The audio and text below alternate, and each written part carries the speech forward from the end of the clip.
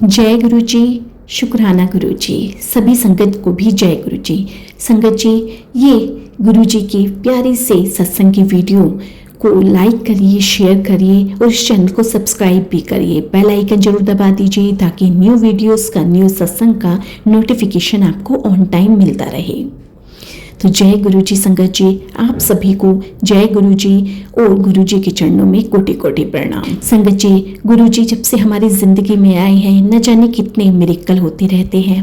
गुरु जी न जाने किस रूप में आकर के हमारी कैसे कैसे मदद करते हैं। बस सिर्फ हमें गुरु जी पे सरेंडर करना होता है, फिर देखो कि वो कैसे चमत्कार करते हैं। ऐसे ही आज का सत्संग है ईशा आंटी का सत्संग, जो कि देहरादून से है। गुरु जी की प्यारी सी बेटी है और उन्होंने यह अपना दूसरा सत्संग शेयर किया है। पहले सत्संग में उन्होंने बताया था कि वह बड़े मंदिर गई थी और बड़े मंदिर से आने के बाद उनकी बेटी का ऑपरेशन हुआ था। ऑपरेशन सक्सेसफुल रहा था। अब वह यह बता रही हैं कि जब वह बड़े मंदिर गई तब कैसे कैसे गुरु जी उनके साथ रहे। तो संगत जी, चलिए सुनते हैं आंटी जी का प्यारा सा सत्संग। जय गुरु जी। शुक्राना गुरु जी। जय गुरु जी आंटी जी और सभी संगत जी को भी जय गुरु जी। संगत जी, आज मैं अपना दूसरा सत्संग शेयर कर रही हूँ। सत्संग शेयर करने में मुझसे कोई गलती हो जाए तो संगत जी मुझे माफ़ कर देना और गुरु जी आप भी मुझे माफ़ कर देना।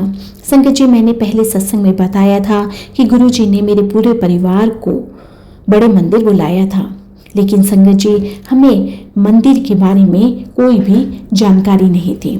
संगत जी, हम गुरु जी का नाम लेकर के ट्रेन में बैठ गए। संगत जी, मैंने गुरु जी से यही अरदास की कि आप ही हमें बड़े मंदिर लेकर के जाओगे।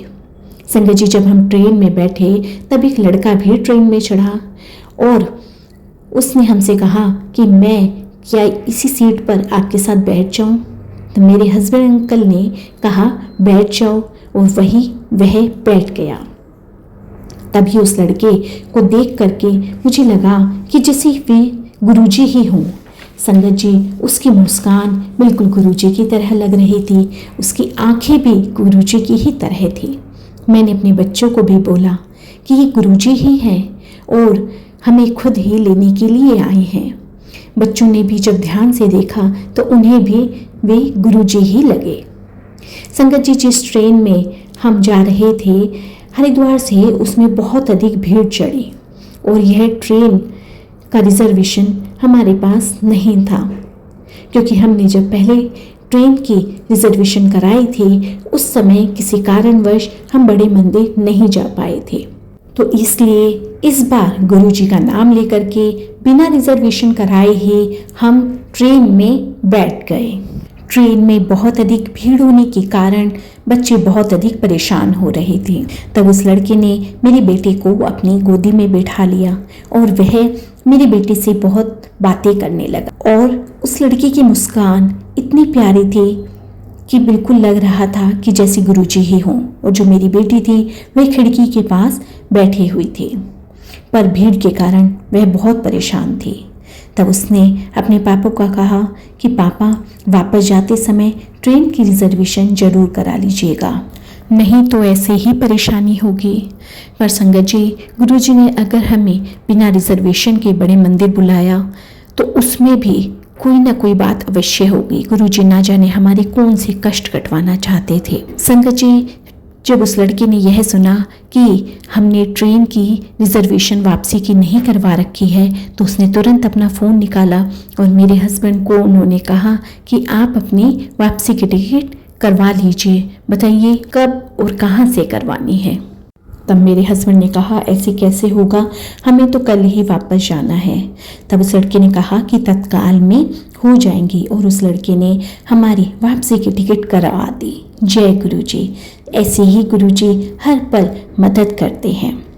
तब वह लड़का मेरे हस्बैंड अंकल से बातें करने लगा और बताने लगा कि वह देहरादून में पढ़ाई कर रहा है और इसी ट्रेन से उसे आगे एग्ज़ाम देने के लिए जाना है। पर जैसे ही दिल्ली का स्टेशन आया वह लड़का भी हमारे साथ ही उतर गया। हमें तो बिल्कुल कुछ नहीं मालूम था कि दिल्ली स्टेशन से बाहर कहाँ से निकलना है, कहाँ से हमें ऑटो लेना है, हमें कुछ नहीं मालूम था। स्टेशन से हम बाहर गलत रास्ते की तरफ बढ़ गए। तब उस लड़के ने हमें कहा कि इस रास्ते पर नहीं जाना, दूसरे रास्ते से चलिए। तो वह लड़का बार बार हमें सही रास्ता बता रहा था, हमें ऑटो के लिए बताया और कैसे वह तो आगे जाने वाला था और वह हमारे साथ ट्रेन से उतर गया और हमें ऑटो तक पहुंचाया। जय गुरुजी, शुक्राना गुरुजी। गुरुजी न जाने आप किस किस रूप में आते हैं, कैसे संगत की मदद करते हैं, बस सब कुछ आप पर छोड़ देना है गुरुजी। उस लड़के ने जाते हुए मेरे बेटे से हाथ मिलाया और बोला कि देहरादून में फिर मिलेंगे भटकते हुए। तो ये गुरुजी ही थे जो आकर के हमें मिले और हाथ पकड़ के मंदिर लेकर गए। जय गुरुजी, शुक्राना गुरुजी। अंग संग रहने के लिए संगत जी, सत्संग बहुत लंबा हो गया है, पर जो गुरुजी ने लिखवाया, जो गुरुजी ने बुलवाया, वही सत्संग शेयर कर रही हूँ। अब अपने सत्संग को यहीं विराम देती हूँ।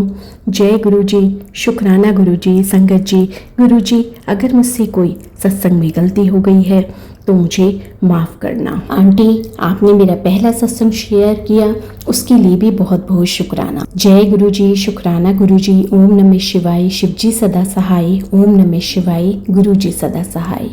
जय गुरुजी, जय गुरुजी। संगत जी, संगत जी, ये था आंटी जी का, गुरुजी की प्यारी सी बेटी का बहुत प्यारा सत्संग कि कैसे गुरुजी अपना रूप बदल करके हमारे साथ साथ चलते हैं। बस ज़रूरत है सरेंडर करने की, विश्वास की, एक अटूट विश्वास की। जहाँ हम विश्वास करते हैं ना गुरुजी पर, तो गुरुजी सब काम अपने आप करते चले जाते हैं। तो संगत जी, अगर आपका भी कोई भी प्यारा सा सत्संग हो तो आप दिए गए इस व्हाट्सएप नंबर पे अपना सत्संग शेयर कर सकते हैं। जय गुरुजी, शुक्राना गुरुजी। धन धन गुरुजी।